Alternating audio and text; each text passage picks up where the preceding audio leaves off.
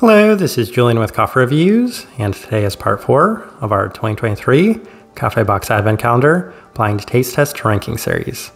And a reminder on how this series works is that the winner of this video will go on to face the winners from videos featuring coffees 1 through 6, 7 through 12, and 13 through 18, as well as 2 wildcards to determine our favorite coffee from the entirety of the 2023 KaffeBox Advent Calendar.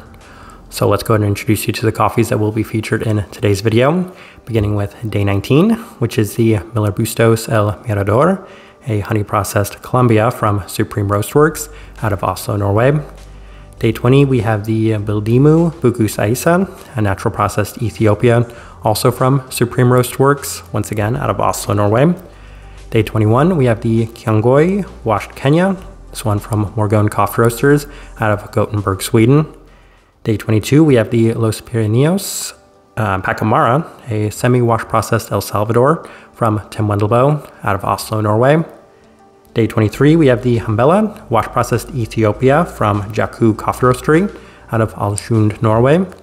And then day 24, we have the Montero Family, a natural processed Costa Rica from Morgon Coffee Roasters out of Gothenburg, Sweden. All right, let's go ahead and move the containers out of the way for the time being. And as always, none of these cups are labeled anywhere except on the bottom. We just like to shuffle them around for good measure, as it gives us an opportunity to discuss what we have on our hands here today. And I feel like on paper, this should actually be the easiest blind taste test we've had in this series, mostly because of the mixture of origins as well as processing methods that we do have here. And with that being said, I feel like the big favorite going into this is probably going to be that wash processed Ethiopian coffee. Not necessarily because it is a wash processed Ethiopian coffee, but it is because it's one described as being a very peach forward washed Ethiopian coffee. And a lot of people know that I'm a big fan of peachy coffees. Outside of that, I feel like a coffee that could be a little bit of a dark horse contender is the natural processed Costa Rica from Morgon, mostly because it did smell pretty intense upon brewing the coffee itself. So that one, if it offers enough clarity, could actually end up being one that competes pretty heavily in this video. Outside of that, the Buku Sayisa stands a chance, as longtime viewers of this channel might remember that a natural processed Ethiopian coffee, Buku Sayisa, won one of our previous KaffeBox Advent Calendar series, the entire series. So that one could potentially be one to keep an eye out for. But we'll go ahead and do one more shuffle, and we'll move these over here. And we will start with, we'll go with this one right here. My favorite over here, my least favorite over here. Let's get started. Cup number 1. Wow. This coffee right here tastes very strong of raisin. It's got a very raisin forward quality to it. That is interesting. It's very intense, and I think I'm kind of narrowing down what this coffee might be. I have a pretty preliminary and early guess what this coffee is. It's interesting. I like it to a certain extent, though I'm not the biggest fan of raisins. I wonder if any of the coffees actually have any sort of raisin notes on them. I think most people know that I try not to look at any of the flavor notes on any of these coffees. I just saw when they were advertising the Hambela, they were advertising it as a very peach forward coffee. This is not the Hambela. I'm pretty sure I know what this coffee is, but for right now, it's a very interesting coffee, first place. All right, cup number 2.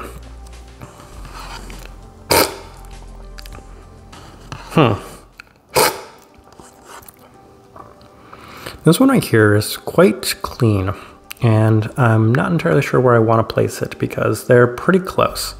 I think for the time being, I'm going to place it slightly ahead of this coffee, as I think that it's just offering a slight bit more clarity, even though this one's got a very interesting intensity to it. So first place for right now, we are going to move on to the 3rd cup. Okay. I feel like this one right here, offering a fair bit less clarity than these 2 cups so far. I think I have an idea of what this coffee is as well. I know I'm not necessarily giving too many notes away, but as of right now, this one right here, as I kind of mentioned, has that very strong intensity to it. This one right here doesn't have either the intensity, it's just a little bit more of a generic coffee. So I'm going to place it in 3rd for right now. Let's keep moving down the line. Cup number 4. This one right here is going to be one of our natural processed coffees. And I'm not entirely sure which one it is. I'm going to be a little bit more curious to try the other natural processed coffee to see how it stacks up and kind of make guesses based off of that. I'm leaning a little bit more towards the Ethiopian, mostly because it has a little bit more of a darker berry, like a blueberry aspect, as opposed to a very strong strawberry, which I kind of mentioned was very present in the aroma of the Morgon coffee that we had brewed. I'm going to place it in 4th place right now. Let's keep moving. Cup number 5. This one right here is our Kenya. It's actually very nice. It's got a lot of brightness, but it's got really good clarity to it. I think there's a little bit more depth than just a very straightforward sort of tart berry attribute. It's got a slight peachy quality to it as well. That's interesting. That's actually quite nice. I'm moving it all the way up to 1st place for right now. It does have a very long lasting and lingering intensity to it. I'm pretty surprised by that, Kenya. All right, let's go ahead and move on to cup number 6. And this is our other natural processed coffee.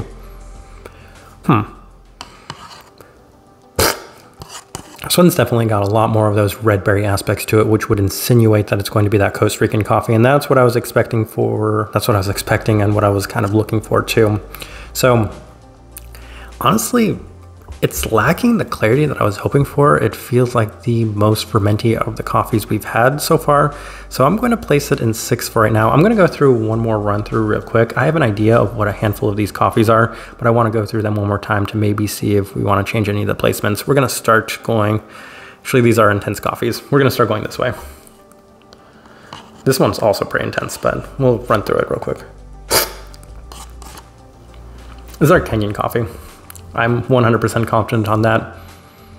It does have a slight savoriness, but I think it's made up for by offering a little bit more clarity and a little bit more fruit depth to it than just those generic tart berries. So I like this coffee a fair bit.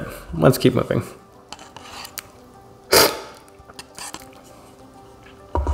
I think the coffees I'm deciding between are these two over here.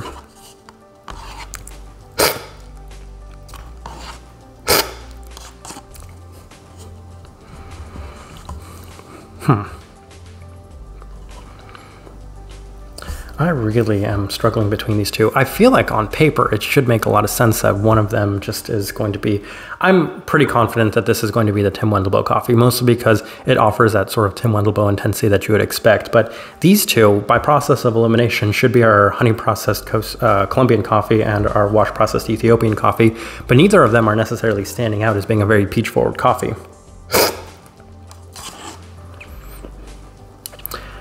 I think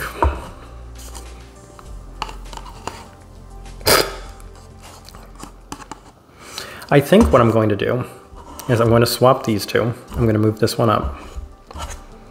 I think I'm liking this coffee a little bit more. And I think that it's going to be, well, we'll start making some guesses because I'm pretty confident on most of these coffees. So this one right here, I said was the Kenyan coffee. So that one should be day 21. And then this one right here I said was the Tim Wendleboe El Salvadorian coffee, which should be day 22. And then I'm pretty sure I swapped our Ethiopian and our Colombian coffee. I think what's giving it away is the body, but it's not really an overly peach forward coffee. Yeah, it's definitely going to be that. All right, so our Ethiopian coffee, our Colombian coffee, and that leaves us with our Buku Sayisa. Let's go move these back. And our Costa Rica.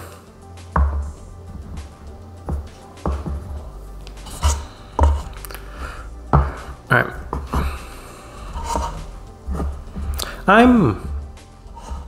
I guess 66% confident because I'm I'm confident that at least 66% of these coffees are right, but let's run through them real quick. So this one right here I said was the natural processed Costa Rica from Morgon, so it should say number 24. And yes, it is. Dead giveaway. That red fruit intensity to this cup was definitely going to be something that stood out on this table by a huge distance, and I want to try this one more time. It's got that very strong red raspberry attribute to it. I think they had a strawberry note listed on there. The aroma was very strong of strawberry, so not surprising in that sense. It just didn't necessarily offer the same clarity as the rest of these coffees. Well, this one right here anyway, I said was going to be the natural processed Ethiopian, so it should say day 20. Yes. I was so confident in that one, I wanted to run it back and try it as well, but yeah, I think there's a trade-off when it comes to natural processed coffees, as I want the intensity and I want there to be clarity. Obviously, I want both of them in significant measure, but this one right here, it offered enough clarity, but not necessarily enough intensity, as it isn't necessarily the most pronounced berry attribute in it. So yeah, that one, 5th place, but let's keep moving down the line. So this one right here, I said was going to be our honey processed Colombian coffee, and it would be really embarrassing if I got the Colombian and the washed Ethiopian mixed up. So it should say day 19, and it does. Not as easy as it's appeared to be going into this, and the only thing that seemed to give it away is that this one had a little less body and this one right here had a little less cleanliness. But truth be told, both of them were a little bit more muted, and it could just be a byproduct of letting these coffees cool to an extent where neither of them were overly pronounced or well defined. Regardless, it is a little embarrassing that I didn't necessarily immediately detect which one was which, but now I'm 100% confident on the rest, as this one right here I said was going to be that wash processed Ethiopian coffee, so it should say number 23, and it is. Still a little embarrassed by this performance. Well, now that I know for sure that it's the Ethiopian coffee, it's definitely a little bit more pronounced. Even then, it's maybe slightly underwhelming for a wash processed Ethiopian coffee. I just had higher expectations for it. That means that in 2nd place, we should have number 22. That would be the Tim Wendleboe coffee, so it should say 22. Yes. And this one was a weird giveaway because I was confident right from the start that it was going to be that Tim Wendleboe coffee. I can't imagine many other coffee roasters, especially the ones on this table, replicating a flavor profile like that. That one's interesting. And I'm beginning to wonder whether or not I actually want to move it onto the final. I feel like maybe not, mostly because it'll be such an easy coffee to pick out, but it's an interesting one. It's one of the more interesting ones I've had from Tim Wendleboe in a bit too, so interesting coffee right there. And that means our 1st place winner, a huge surprise, is going to be the wash processed Kenyan coffee. Yes, number 21. Speaking of coffees that will be extremely easy to pick out in the final video, that right there is going to be yet another one, as the intensity of it, the brightness is definitely prominent and pronounced, but what really surprised me about this is just the great fruit depth and clarity that was present within this one. So I've said in the past, I have actually had really positive experiences with their Kenyan coffees, so maybe it shouldn't surprise me too much, but as you can see on the other side of the table, they literally finished 1st and last in this blind taste test, which is so weird because you would expect that a Gesha would definitely perform better than a Kenyan coffee for me, but I mean, we've had a couple of surprises in this blind taste test series up to this point, so maybe there's some more yet to come, but it's right here. 6 for 6. As I mentioned, it was supposed to be the easiest one. I feel like it was still on the easier side of things. These two coffees are still bothering me, though, at the end of this video, that they weren't easier to figure out. Yeah, so this has been part 4. But let me go ahead and wish everybody a Merry Christmas, Happy Holidays. The day the video is going to be released is going to be Christmas, so I hope you guys are enjoying the content that we do produce over the year, and especially during the holiday season, because as you guys know, this blind taste test series is one of my most enjoyable things to do throughout the entirety of the year. So if you're enjoying the content as well, give this video a like, subscribe if you're not already subscribed. But we have one more video to go, our final. But this right here has been part 4 of our 2023 KaffeBox Advent Calendar Blind Taste Test Ranking Series. Thank you for watching.